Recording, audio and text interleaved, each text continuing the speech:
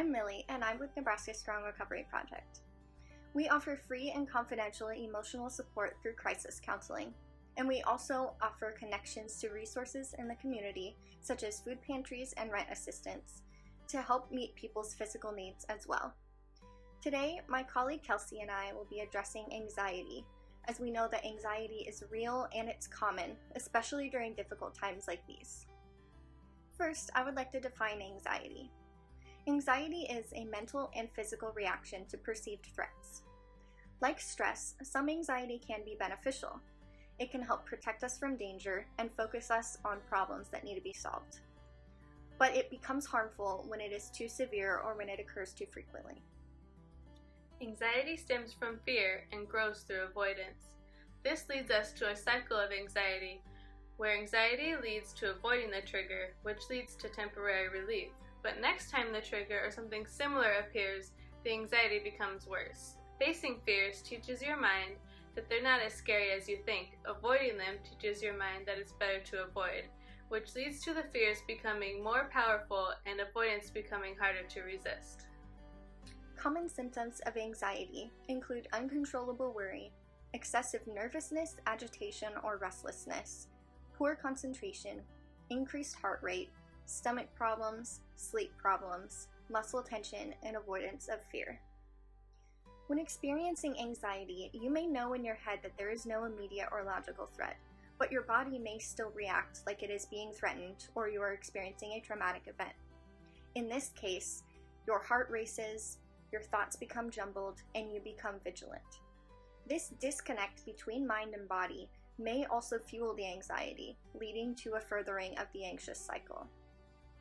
Anxiety can also be experienced as a feeling of general uneasiness, a feeling of being separated from reality, or a feeling that something is wrong, but you can't quite put your finger on it.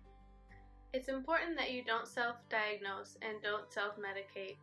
Anxiety, like stress, is natural and sometimes helpful, but irrational or extreme anxiety may indicate a need for help. Now I would like to share with you some tips on coping with anxiety. Since anxiety is a common experience, there are many different coping techniques to try.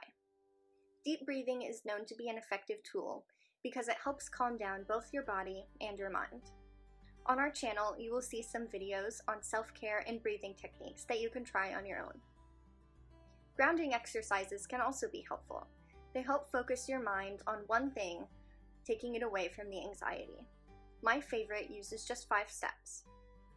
You will identify 5 things you can see, 4 things you can touch, 3 things you can hear, 2 things you can smell, and 1 thing you can taste.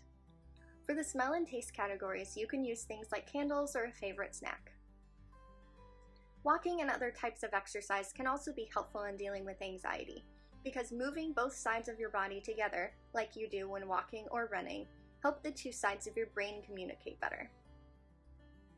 Finally, I want to talk to you about challenging negative thinking. This one can be difficult, but it is very important. Here are some things that you can ask yourself when your brain is in self-sabotage mode. What evidence is there that this thought is true? How can I look at the situation in a more positive, realistic way? What is the likelihood of what I'm afraid about actually happening? And if it's not very likely, what are some more likely outcomes? Finally, what would I say to a friend having this thought? Here are some ways that you can channel anxiety into something helpful. Practice problem solving, find an activity or hobby to channel your energy. Move your body by walking, exercising, practicing yoga, dancing, whatever type of physical activity you enjoy. Practice gratitude or journal. Here are some things to remember. Anxiety does not define you. Anxiety is something to live with, not something to attempt to cure or fix. One of the hard parts of living with anxiety is explaining to others and even ourselves that we can't easily control these emotions. We can't just stop feeling this way, nor can we easily explain it. Like stress, some anxiety is okay. It can prepare us and help us to act quickly. We develop abilities to notice our own triggers, signs, symptoms, and responses which help us to prepare ourselves and those around us in these moments. Talk to someone. Find someone safe and consider finding a therapist. If you don't personally deal with anxiety, you probably know someone who does. So I would like to give you some tips on how to help someone who is anxious. First, here are some things to avoid. Avoid being dismissive and saying things like, just get over it. Avoid minimizing the problem and saying things like, you're overreacting. Avoid saying things like, you should definitely be worried about that, because these might fuel the anxiety. Don't rush the process or yell or get upset.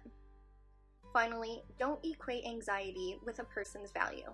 They are more than their anxiety. Here are some things that might help when helping someone who is anxious.